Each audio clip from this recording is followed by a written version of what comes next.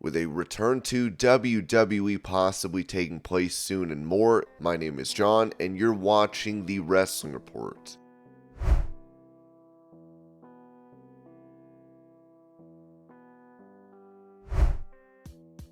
Recalling the time he asked Steve Austin to give him a stunner in WWE, CM Punk told Inside the Ropes, and I walk up to him and go, "Hey, what are you doing?" And he's like, "What do you mean? Do you mind just coming out and giving me a stunner? And how else are we gonna send these people home?" And he was like, "Yeah, alright kid." And here's a guy, and he literally was like, "I've been back here, I don't know how many times, and ain't nobody ever asked me that before, you know?" And I was just like, why hasn't anybody ever asked this guy? Because I was like, I'm out the door. I might as well be able to say I took a stunner. I think that's where Steve Austin took a liking to me. Again, if you never ask, the answer is always no. So that's when I started prodding him, and there was a sliver in time where it was going to happen.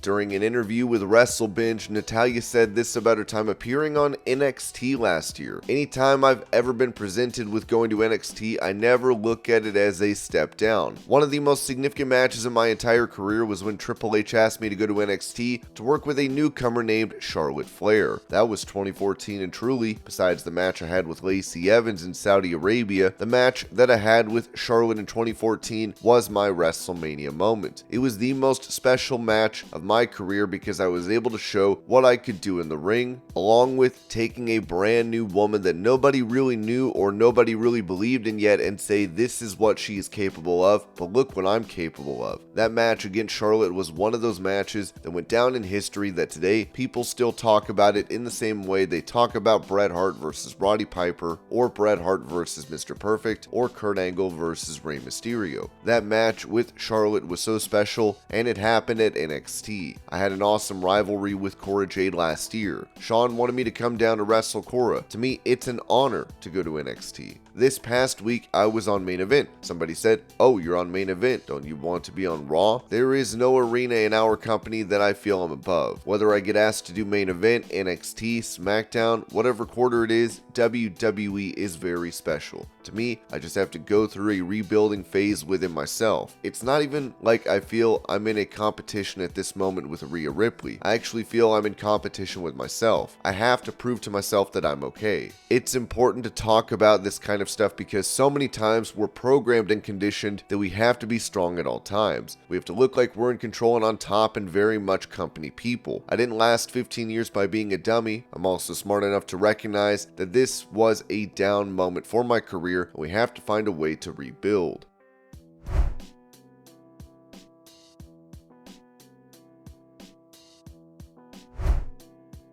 Touching on the initial plans for him to win the Money in the Bank ladder match in 2011, Wade Barrett told What Culture, "That's actually one of the rare matches that we rehearsed because there are ladders involved and timing has to be perfect. We went into rehearsal the day before that, and the rehearsal had me winning the match. Then about an hour before we went live on the pay-per-view, we had a meeting and Vince had changed his mind and wanted Daniel Bryan up. Obviously, it was disappointing for me at the time, but Daniel Bryan did a great job with it, so fair play. But at one point, I was supposed to win it."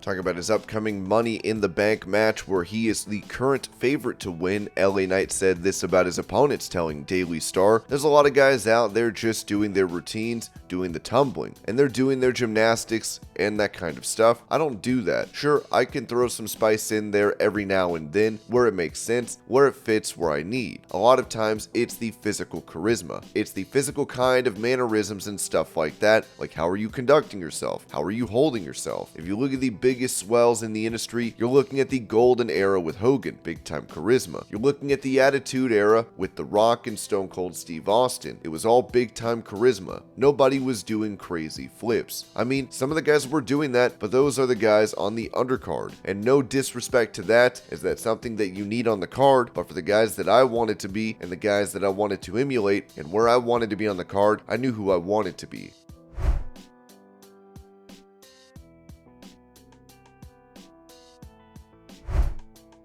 Mentioning the match between Jack Perry and IWGP champion Sonata at Forbidden Door, Eric Bischoff said on his 83 Weeks podcast, "I was less than impressed. I don't get it. I don't want to be critical, but Jungle Boy's work, and I tweeted it out last night, he couldn't crack an egg with a hammer. He just didn't look believable to me, so much so that it actually, I don't want to say it made me embarrassed to be a wrestling fan, but he was out of place. He should not have been on that show. I can't put my finger on it. He looked not interested," is the way I felt about it. I don't know how else to describe it. The forearms and some of the things that he was laying in there looked like he was trying not to make contact. I hope it was just an off night, because if that's an example of some of his best work and him getting up for a major show in front of a huge audience, I don't know, man. It doesn't make sense to me.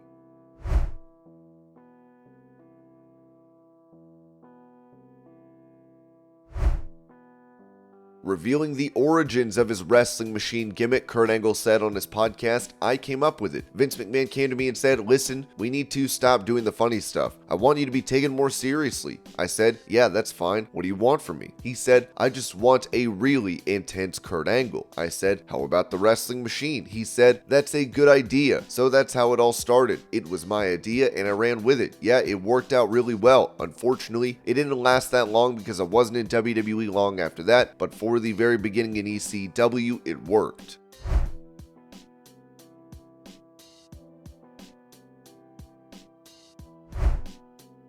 With him called up from NXT to SmackDown, Grayson Waller has yet to step between the ropes for a match, as he explained this situation in a video on Twitter.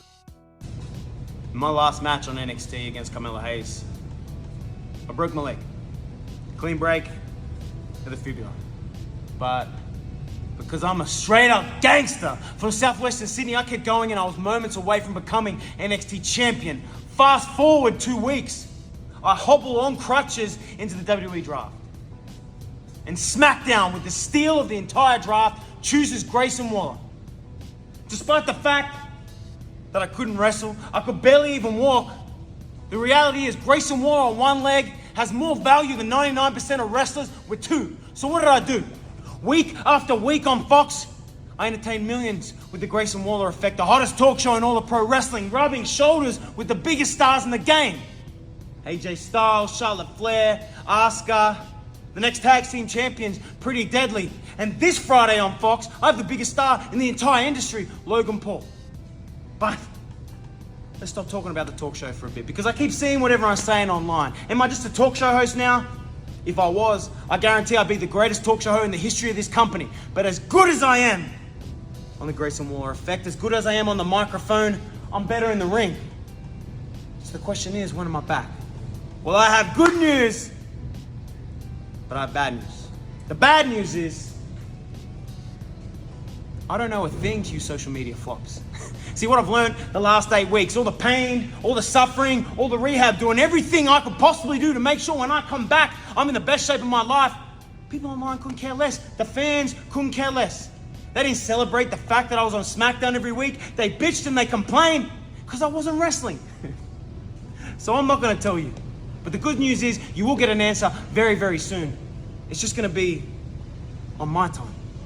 Because that is the Grayson Waller Effect.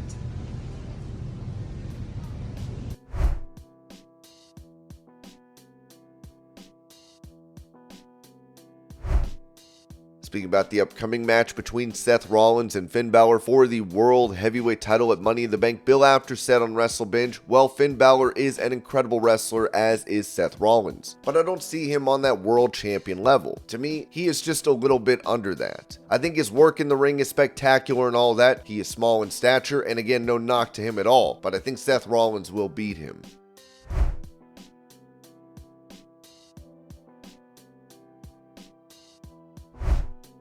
Talking about Lacey Evans using his finishing move in WWE, Sgt Slaughter recently told Bill Apter, I would think the WWE writer or somebody would call me up and say, hey, you mind if we use the Cobra Clutch or maybe call it something else? DiBiase brought it in, and when I was gone with G.I. Joe, he used it as the $1 Million Dream.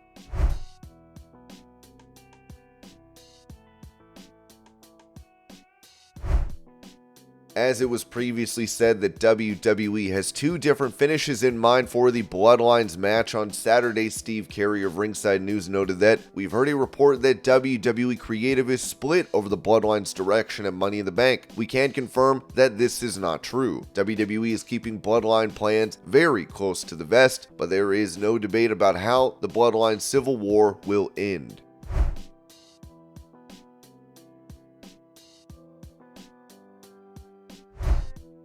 Staying on the topic of Roman Reigns, Ringside News added that WWE treats Roman Reigns' creative direction a lot differently. We are told that only a select number of people are involved with the stories, and Vince McMahon is involved in his creative and match finishes.